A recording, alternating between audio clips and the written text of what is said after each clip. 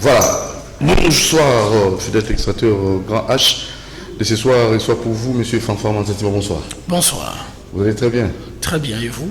Très très bien. Alors, on va ensemble avec vous, comme d'habitude, vous savez, vous êtes un grand et nous voulons aussi savoir si réellement la RDC est une nation forte, c'est une grande nation. C'est ça la question primordiale qu'on aura à décortiquer avec vous. Sommes-nous une grande nation, la République du Congo? Merci beaucoup.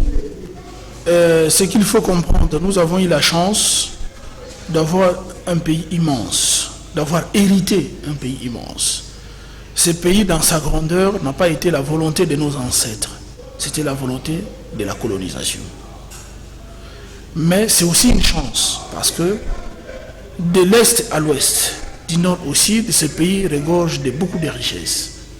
Une forte potentialité en minerais, une forte potentialité en faune, en flore. Ceci, c'est une grâce. Nous avons aussi la grâce d'avoir un pays avec beaucoup de tribus, c'est-à-dire beaucoup d'inspiration culturelle. Il suffit de voir à travers notre musique, notre art, combien elle est riche. Mais il y a des questions qu'on se pose. Il faut une grande nation pour un grand peuple. Là maintenant, vous nuancez autrement. Il faut une grande nation pour un grand peuple. Ok. Sommes-nous un grand peuple? Et la réponse?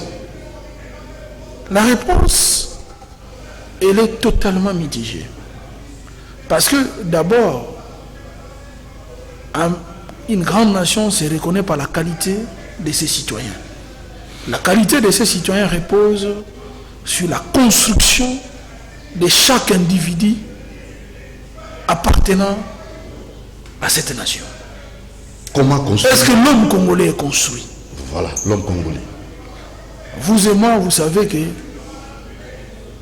aujourd'hui, si nous circulons à travers la ville de Kinshasa, à travers le pays, nous avons une pauvreté qui laisse à désirer.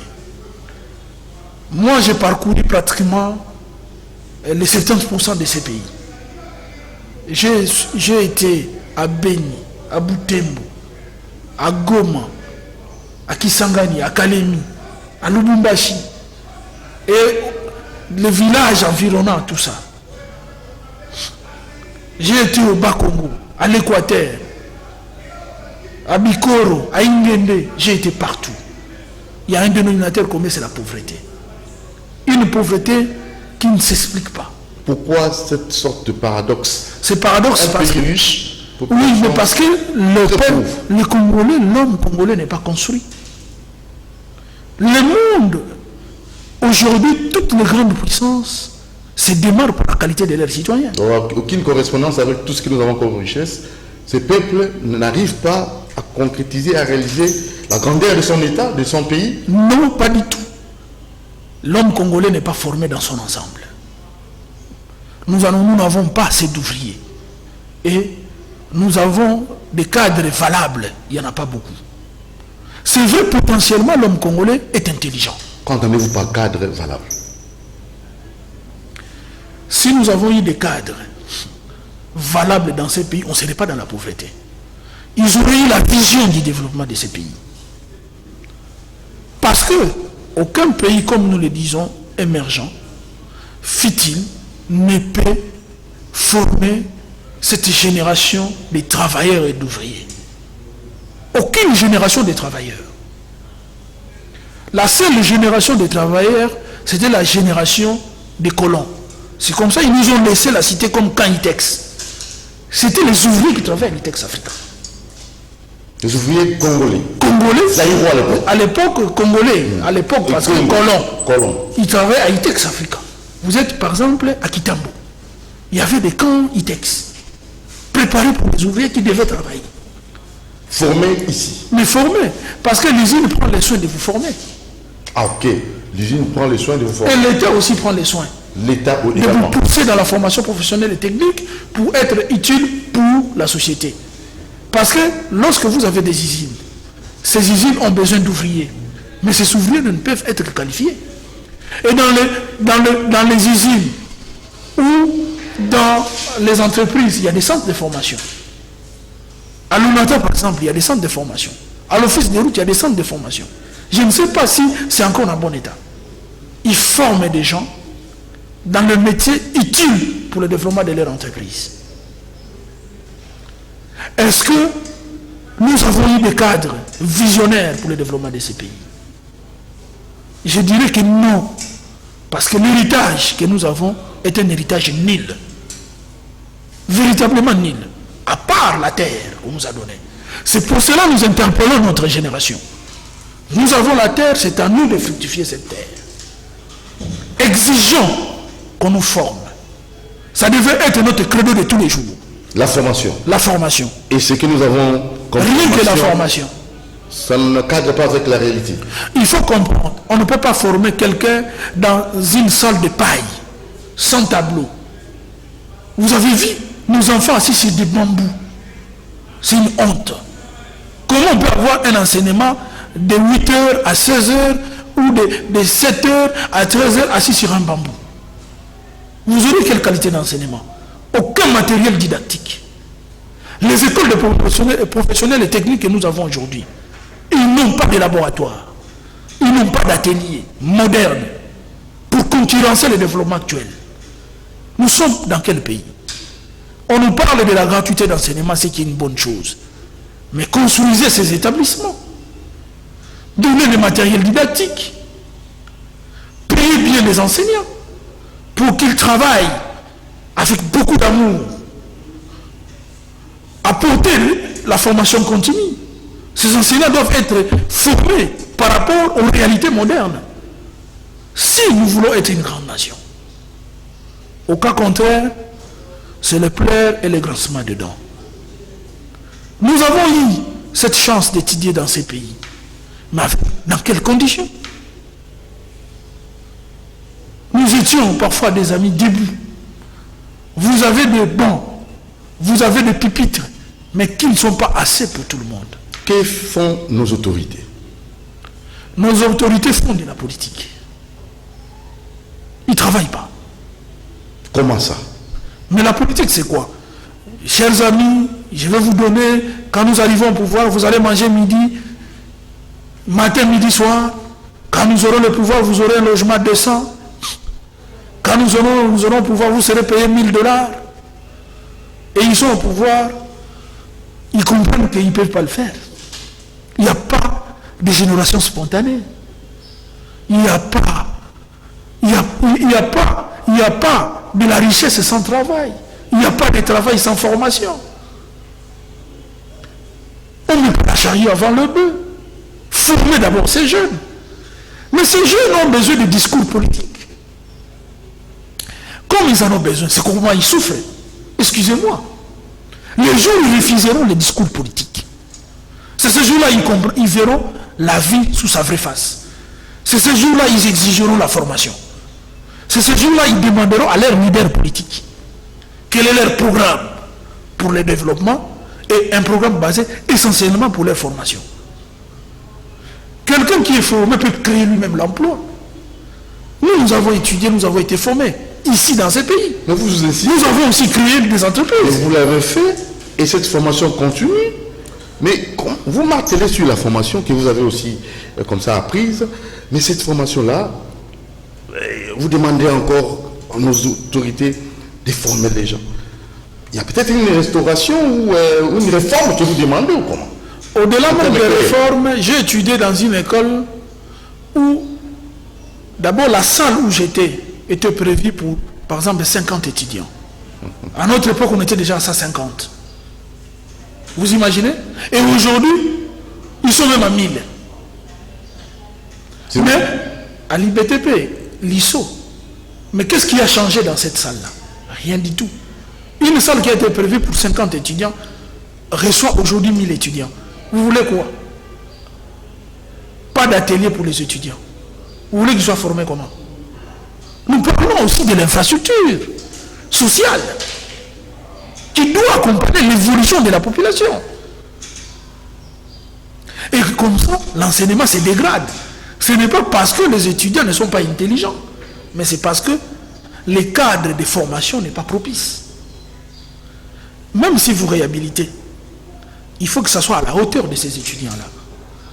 Aujourd'hui, il y a les exigences modernes. Est-ce que nous l'intégrons? Nous avons des professeurs. Est-ce qu'ils sont formés? Il faut leur donner des bourses. Il faut leur exiger des notes chaque année, de nouvelles notes techniques. Y a-t-il des suivis autour de ça? Mais c'est un grand travail. 5 ans de mandat, c'est impossible. Mais pourquoi on a fait le ministère? Chaque ministère se spécialise dans sa responsabilité. Nous avons le ministère des infrastructures, qui en réalité devrait avoir la responsabilité de la vision des infrastructures de la nation. Et on sait, on peut se dire, pendant une année, on s'attelle sur l'identification des besoins. Répertoire des métiers. Besoins en formation. Statistiques des jeunes. L'année qui suit, il faut faire une étude de toutes ces infrastructures pour contenir tous ces jeunes dans l'aspect actuel et dans l'aspect futur. Mais il faut des projets avec un esprit d'extension. Il faut toujours projeter les 30 ans de l'avenir. C'est ça des grandes nations. Toutes ces études bouclées dans une année, l'année qui suit, on passe au boulot. On construit ces infrastructures sociales. Vous voyez? Et on sent que les choses bougent. Lorsque les choses bougent, on ne viendra pas chercher avec des lunettes. Les gens voient et les gens sentent. Ce sont des réformes qui doivent se faire dans tous les secteurs. Que ce soit au niveau de l'enseignement. C'est la même chose. On identifie les besoins. On fait les études préalables. Qu'est-ce qu'il faut pour l'enseignement pour améliorer ces jeunes? Et troisièmement, on passe à l'action. Que ce soit au domaine de l'agriculture, on fait l'identification des besoins. Et ainsi de suite. Ça doit être synchronisé avec un premier ministre visionnaire. Si nous n'avons aucune vision, où allons-nous? Et aujourd'hui, nous devons savoir, ce sont les jeunes qui travaillent. Quand on devient vieux, on va à la retraite. À 62 ans, on va à la retraite. Maintenant, on est jeune. À 40 ans, on est jeune. C'est pour cela que les discours que nous avons ne concernent que les jeunes. Parce que c'est eux qui doivent travailler. C'est à l'enfance qu'on apprend. Ils sont conscients de cela? Ils devront être conscients. Ils doivent être conscients. C'est pour cela que nous martelons. Vous en êtes sûr? Nous parlons, vous savez, M. Doudou Montieri, si nous venons ici, à la chaîne de la télé, nous ne venons pas passer notre temps.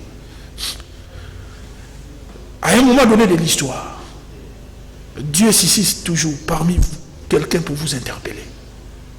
C'est le travail que nous faisons, avec nos maigres moyens. Interpeller la jeunesse. Demandons utile et demandons bien.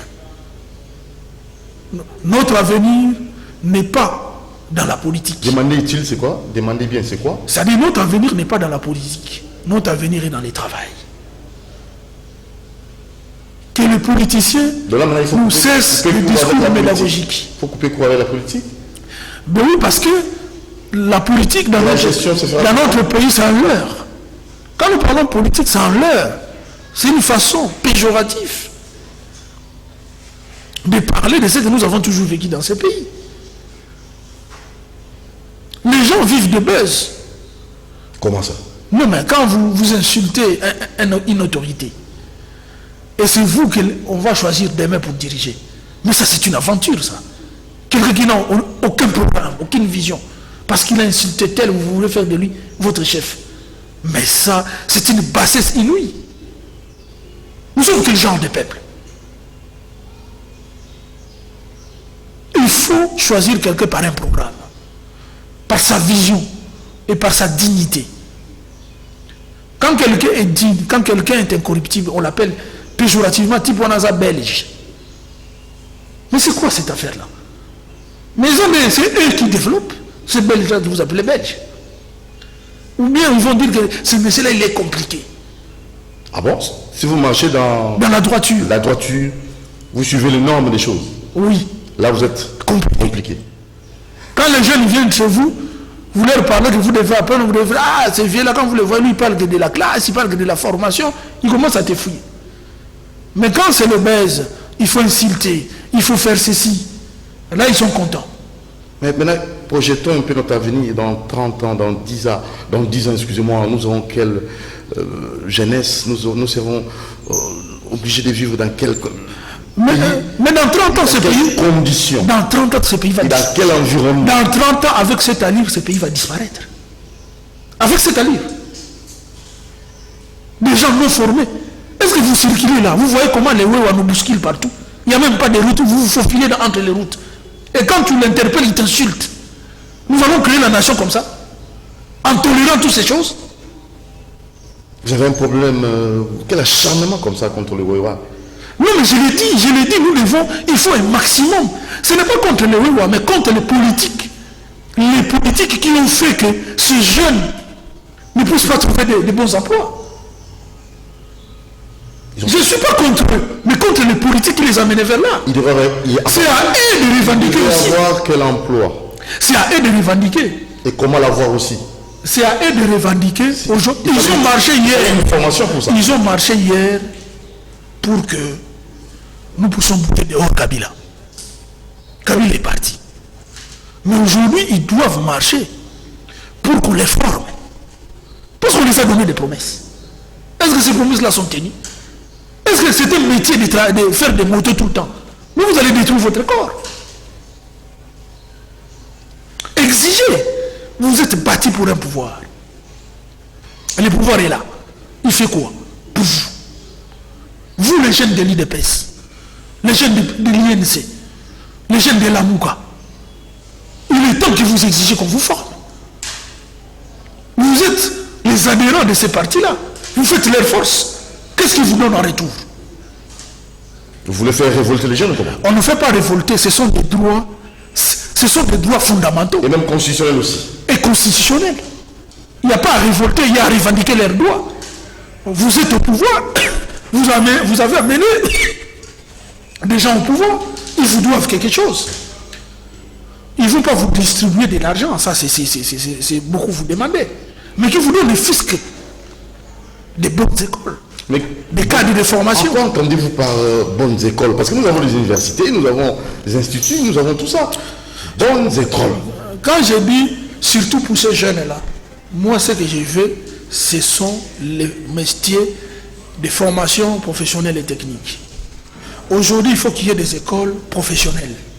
Des formations? Des instituts techniques professionnels. Mais vous voulez quoi? La gratuité de ces enseignements ou quoi? Ça doit, non seulement ça doit être gratuit, parce qu'ils se sont bâtis pour ce pouvoir-là, mais il faut aussi qu'il y ait des écoles techniques pour certains jeunes qui veulent faire couper couture, qui veulent faire les instituts techniques agricoles. Parce que quelqu'un a pris, il peut rentrer chez lui et faire les champs. Et à ce moment-là, l'État doit s'organiser à mettre en place aussi des infrastructures pour permettre ces échanges de leur production. Il faut que dans ces pays, qu'on puisse fabriquer ne fût-ce que les aiguilles. Il faut que dans ces pays, qu'on puisse fabriquer même des montres. Pourquoi pas des chaînettes? C'est faisable, c'est possible. C'est un problème de vision. Ce n'est pas un problème peut-être de volonté politique, mais c'est aussi un problème de vision. Parce que personne ne peut vous interdire de faire de bonnes écoles pour vos concitoyens. Personne. Aujourd'hui, il faut comprendre que même si on parlait de l'INPP, le seul INPP qui est limité va former tous les 12, plus de millions de jeunes. Il saura, mais ça va déborder. Il faut créer des écoles de formation professionnelle et technique. Si ceux qui en a là, équipez-les. Donner des bons ateliers, équiper des machines, apporter une gestion de qualité. Comme nous, il y en a tellement nombreux de jeunes, construisons de nouvelles écoles de formation professionnelle et technique. Et là, c'est plus rapide. La formation à courte durée. Oui, parce que là, on forme en matière de compétences. C'est-à-dire, la formation, quand tu termines, tu es compétent. Tu n'attends pas l'université pour être productif. Nous ne voulons pas que quelqu'un pour être productif dans une nation doit beaucoup étudier. Non. Ça, c'est une perte de temps énorme. Ça n'existe que dans notre pays. Avec les ailleurs, ce n'est pas le cas. Ailleurs, on vous forme, vous entrez. Vous êtes en Europe. On est allé là-bas, on a vu des jeunes qui sont arrivés en Europe, il est dans des foyers, 2-3 ans, il a appris son métier, il est intégré. Et il devient utile à la société. Il touche 1500 €. C'est ça le SMIC là-bas. Vous comprenez? Et d'ailleurs, les Blancs découragent ces jeunes-là à ne pas faire l'université. Je vous dis, demandez ce qu'ils vont en Europe. Leurs enfants, pour la plupart, ne font pas d'université. Ils ne font que des formations professionnelles et techniques, liées avec des notions de compétences. Il va faire un métier, par exemple un métier, pour lui, dans son métier qu'il a fait, un métier d'usinage, d'ajustage, d'électricité du bâtiment. J'ai connu un frère, un ami ici, à Kinshasa, on s'est vu en Europe là-bas. Il a fait l'électricité du bâtiment. Les gars, il est bien, peinard, il roule carrosse. Ce n'est pas un universitaire là-bas. C'est un technicien du bâtiment. Mais là, la rémunération, ça va encore poser problème. La rémunération pose problème lorsque vous ne produisez pas. Quand personne ne produit là, vous allez rémunérer avec quel argent? Avec un peuple qui ne produit pas. Combien de Congolais travaillent? Nous sommes dans un pays où le chômage est la règle. Soit vous êtes à la fonction publique, il y a pléthore d'effectifs, des gens qui ne foutent rien. C'est dans un pays où on ne sait pas mettre les gens au travail. Vous trouvez ça normal. Et rien ne change. Jusqu'aujourd'hui, rien ne change. Même la volonté y est, non? Quand même, oui, une volonté, on peut parler. La volonté peut être là. Peut-être les méthodes manquent. Alors nous sommes là pour dire qu'il y a des méthodes qui manquent. Quelles méthodes? Mais former les jeunes, créer des écoles, formez-les. S'ils sont formés, ils peuvent se débrouiller eux-mêmes.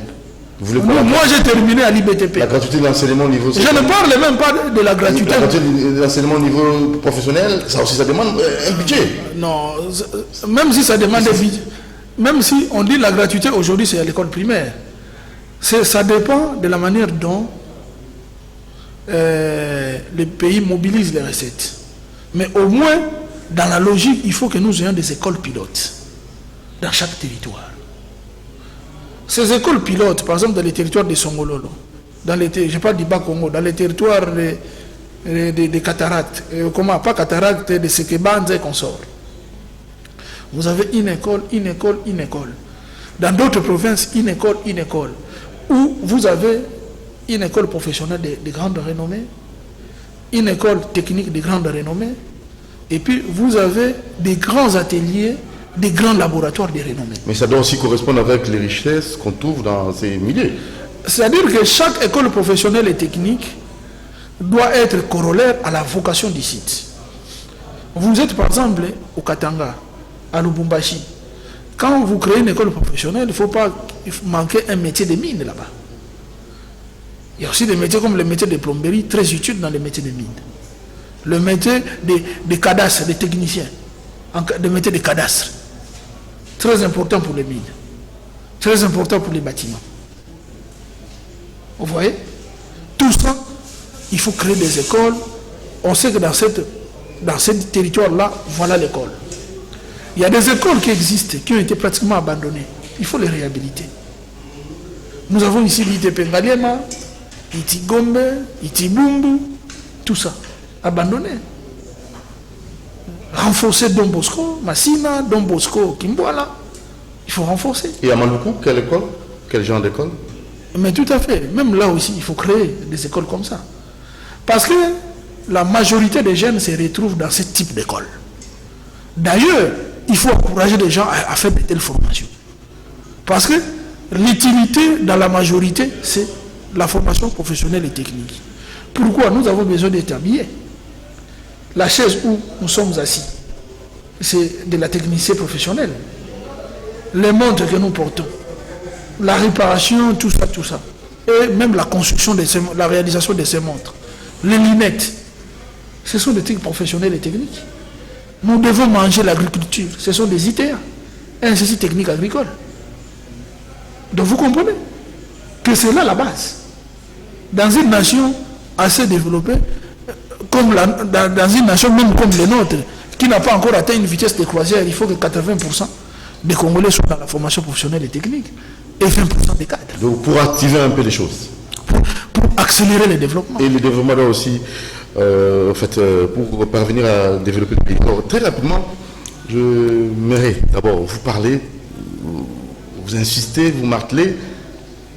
Est-ce que vous-même, vous avez quand même pu emboîter les pas ou donner comme ça la chance à la jeunesse dans ce que vous faites? Évidemment, d'abord, l'homme qui vous parle est un chef d'entreprise. Je travaille avec beaucoup de jeunes. J'ai beaucoup de jeunes ici à Kinshasa, j'ai beaucoup de jeunes à Chikapa et dans les Bas-Congo. Pourquoi seulement les jeunes?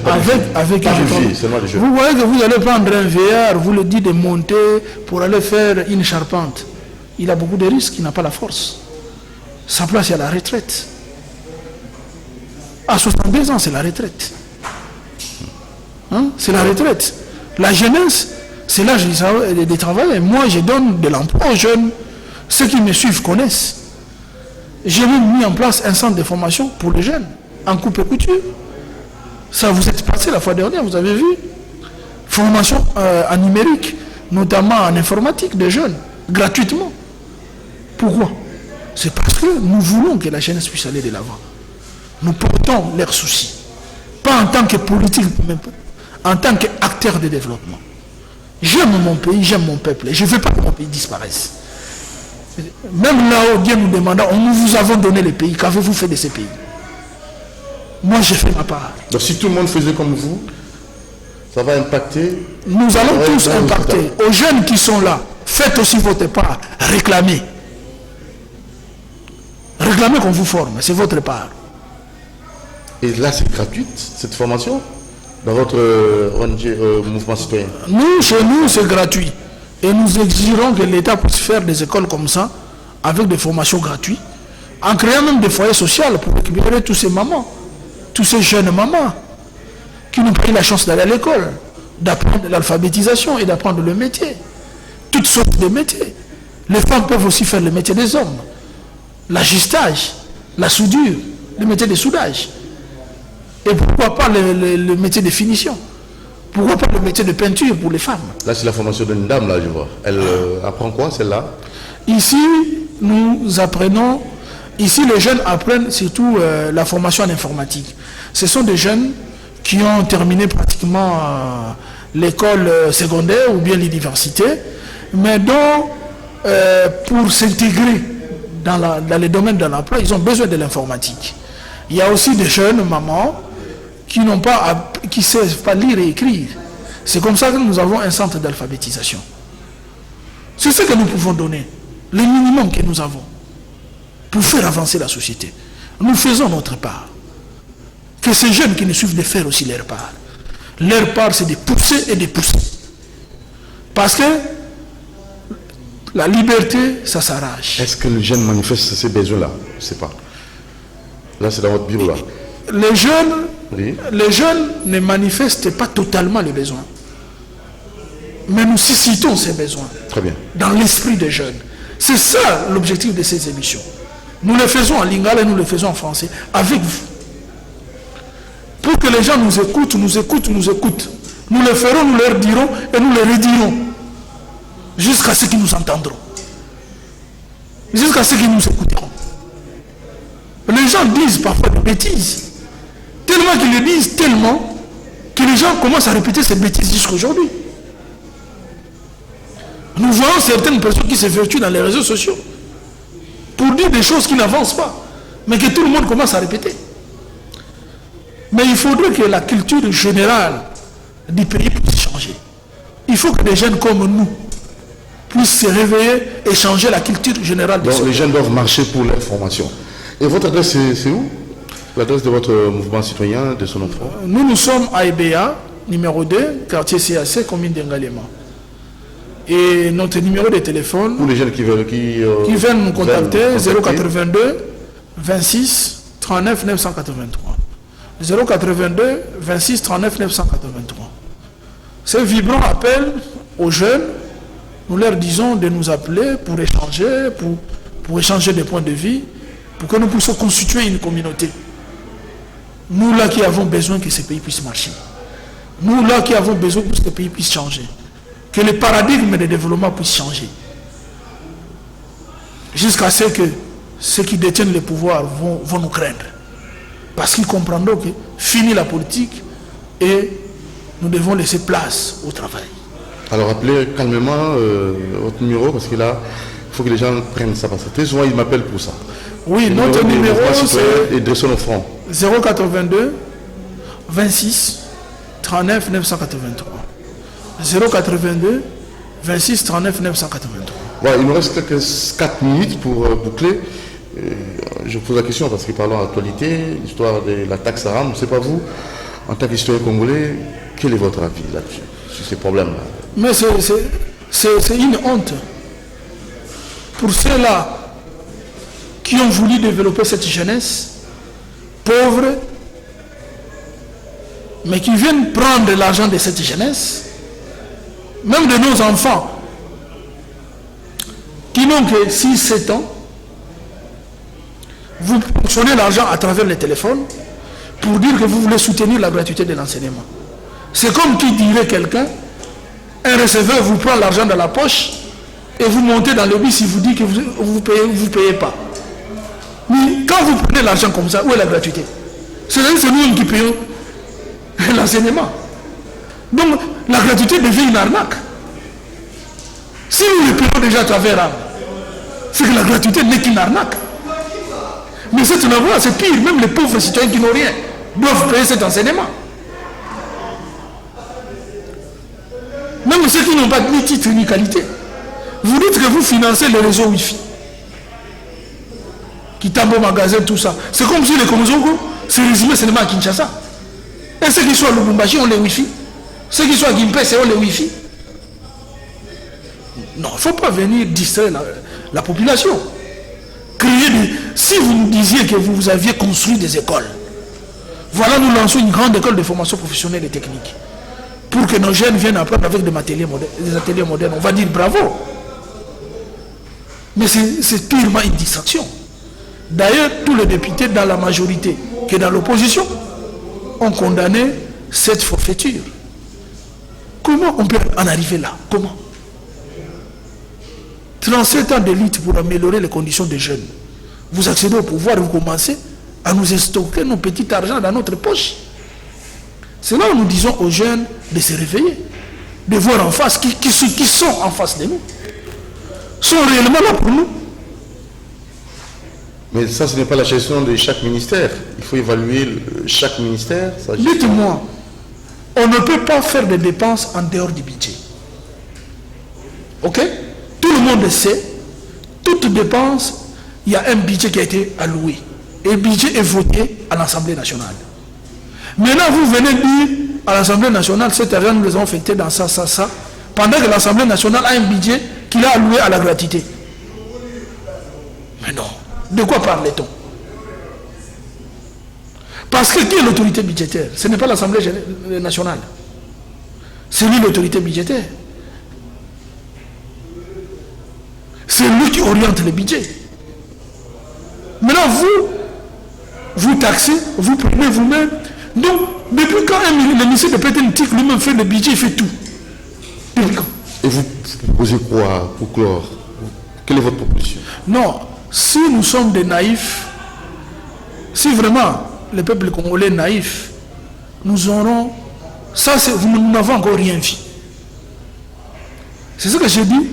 Nous risquons que ce pays puisse disparaître. Parce qu'un ministre à ce niveau faire ça, signifie que nous avons vraiment régressé. Jamais dans l'histoire de ce pays, on a vu un ministre être condamné par tout le monde. Parce que ça n'était trop. Jamais dans l'histoire de ce pays, qu'on puisse attaquer un ministre comme ça par tous les parlementaires. Sauf peut-être par ce groupe folklorique, par son groupe folklorique. Même sa propre famille politique les désavoue. Nous sommes dans quelle gestion? C'est quel casting d'un ministre? Un ministre qui ne fait que des téléphones. Mais il y a beaucoup à faire avec la poste et télécommunications. À titre exemplatif? Par exemple, il faut réformer la poste financière. Comment? En créant. Parce qu'aujourd'hui, les trucs comme de Western Union, la Western Union nous a damé les pions. Il y a une poste financière qui a disparu. Qu'il faut réduire les blasons. C'est-à-dire faire des transferts avec des mandats postaux. Et puis faire des colis postaux. Aujourd'hui, nous avons des grands commerçants, à Mbandaka, à Kisangani, qui peuvent envoyer leurs marchandises à travers la poste. Est-ce qu'on a réformé cette politique? Le ministère des Postes n'est pas là pour gérer les téléphones. Il est là pour gérer la politique en pététique. Télécommunication, information de la communication et la poste. Et dans la poste, vous avez la poste financière et vous avez les colis postaux. Est-ce qu'on a réformé? Aujourd'hui, moi, je n'ai pas besoin de me déplacer pour envoyer un courrier. De mon bureau, je peux appeler la poste, quelqu'un vient prendre mon courrier, il le dépose à une autre commune. Est-ce que ça fonctionne? Aujourd'hui, nous pouvons avoir des téléphones à la maison. Avons-nous les fibres qui arrivent jusque chez nous pour avoir des téléphones à la maison, comme il y en a en Europe? Mon Dieu. Ça, c'est un mauvais casting du gouvernement. Des ministres warriors, mais incompétents. Efficacement incompétents. Il ne faut pas généraliser, hein? Il y a toujours des cas particuliers. Non, nous parlons des pétentiques. Une incompétence notoire. Il faut qu'on dise la vérité. Monsieur Ndefimou Mantantima, président du mouvement citoyen des son enfant, à la prochaine occasion. Merci. Merci à vous qui nous avez suivis. Et à la prochaine occasion, on aura notre grand convoi réservoir pour vous. Vous voulez aussi passer et démontrer de quoi vous êtes capable. Nous allons vous recevoir en nous appelant au numéro plus 243 89 61 52 634. Plus 243 89 61 52 634. Merci à Romain Makonda à la programmation. Merci à Moro Djambé à la réalisation. Merci à Alain Kabongo à la coordination. Bruno Nzinga, Fiston Tunga, Christian Banjolo, Dieu merci qu'il faut aux exploitants. Ils sont au nombre de 4. Et je n'oublierai pas nos stagiaires qui sont là, j'ai dit Diacita et monsieur Adela. Hein? Merci beaucoup. Oh non, c'est Adela.